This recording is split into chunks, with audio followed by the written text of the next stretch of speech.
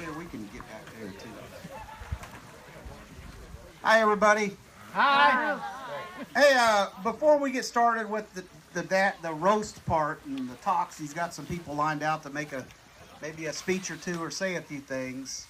There's a little presentation we want to make before all that gets started. So we've got David Reist here. He's the president of Highland Community College. I played there. Andy played there. Dad played there. And I think we know who might be the better player out of the three.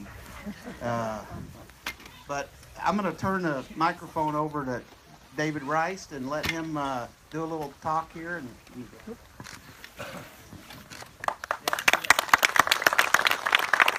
Good afternoon. I wasn't around when Pat played at Highland, but there are still plenty of people that are, and I think he's kind of the gold standard of quarterbacks at Highland Community College. We still have some old guys on the sideline because everybody, first game of the season, you always want to come in and you don't worry about the receivers, running backs. You want to find out how good the quarterback is.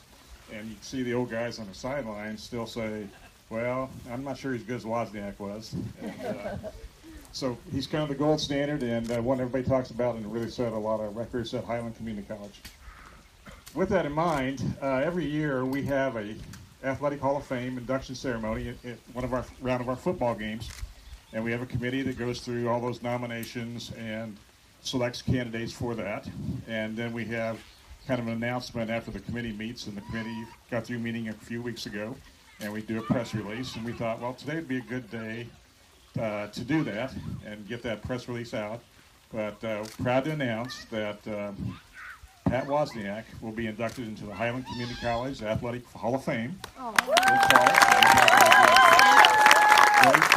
Great opportunity to announce that.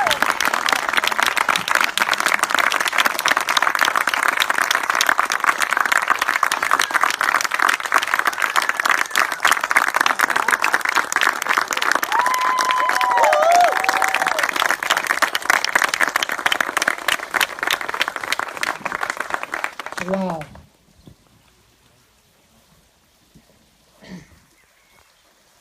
It's hard to get me lost for words. As most of you can testify to that. When I went to Highland, it was the middle of winter. When I went to Highland, it was the middle of winter. I went in the semester.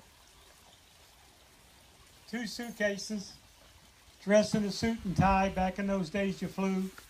Landed in Kansas City with a two-prop plane in the old airport down by the river. Got over to the taxi cab, took a taxi, got on a Greyhound bus, and headed to Highland Junior College. The time I got to Highland, there was about 12 inches of snow on the ground, and I'll never forget this. I was about 2 miles out of town, and I'm looking out the window, and see, I was going to Notre Dame.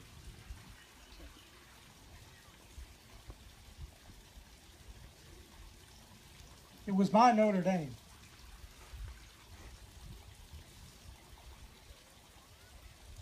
And as I looked, I seen a sign and it said Highland, Kansas, 2 miles. I'll never forget what went through my mind.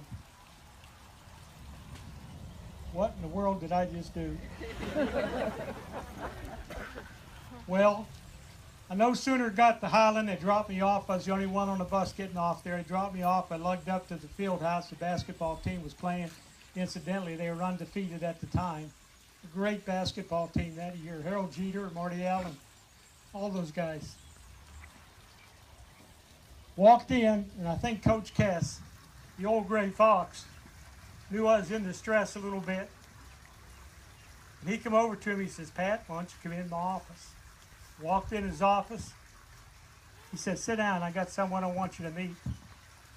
He walked out, he came back in a couple of minutes later, and there was Harold Jeter right behind him. See, Harold and I grew up close together. We played against each other in high school basketball in Pittsburgh, Pennsylvania. And he was all Mr. Western Pennsylvania basketball.